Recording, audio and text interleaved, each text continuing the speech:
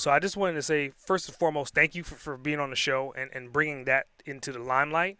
And then lastly, going into closing, what I like to do is, as I'm interviewing you, I would like to see what would you be like interviewing me? If you became the host of the Boss Uncaged podcast, what questions would you have for me?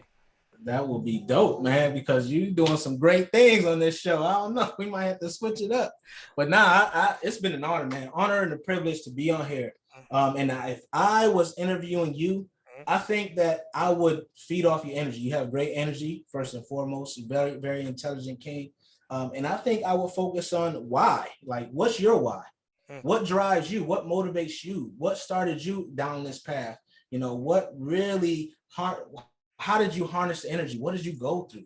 Right? I want to know all that stuff, because for you to be on this side and start something like a podcast and stick with it through the times when no one was listening, to grow it to something where a lot of people are listening across the world, right? You had to have a strong why. Always tell people, like, you got to find reasons to be great instead of excuses to be mediocre. Yeah. And you had to find some great reasons. I've told this story in so many different versions and variations, but to kind of summarize it for me right now, it's like literally before I got on this call, I had a call with a close friend of mine that was on this podcast as well too, and I was just telling her, it's like I'm so consumed by what I want this to become for everyone else. It's not for me. It's like you said, year one, it was like I had a stroke and I was recovering from a stroke, and I was like, okay, I needed to become more of the front man. So I rebranded myself and rebranded my company. That was year one. Then year two was like started to get traction. I was like, okay, yeah, this is more about legacy, and I'm leaving behind for my kids and documenting the strategies of how I'm doing it, why I'm doing it. So when they grow up, then they can utilize this.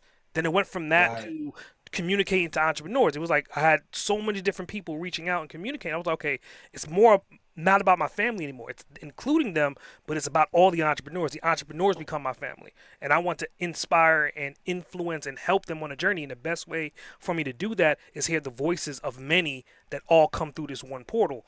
And so now I'm at that point to where you're saying, like, we're international now, right? We interview people across the world. Like, how do I scale that? Like, I'm like pushing, and I may sound crazy. It's like, if there's Martians, I want to have a damn Martian on the show. If there's somebody outside of you, I want to have that bastard. I want to have as many people as humanly possible to influence them to understand that entrepreneurism is not something that you just do. It's a way of life. And once you infuse that into you, then it becomes the reality that you want it to be, much like how this podcast came from nothing into something. Man, I love that. I love that. And you see that energy that you brought on that instrument? That's what I'm talking about. So, like, that is beautifully stated, and it cannot be worded any better, man. Like, I love that. I love the fact that you just were able to convey exactly why, right? What your reasons were. And again, what is it? It's compassion, right? Compassion is at the root of all of that.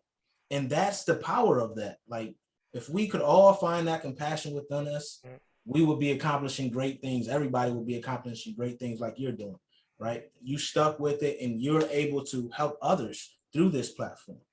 Like, you're doing amazing, amazing work, man. Like, I listen to some of your stuff, and I'm like, wow, that's why I had reached out to you.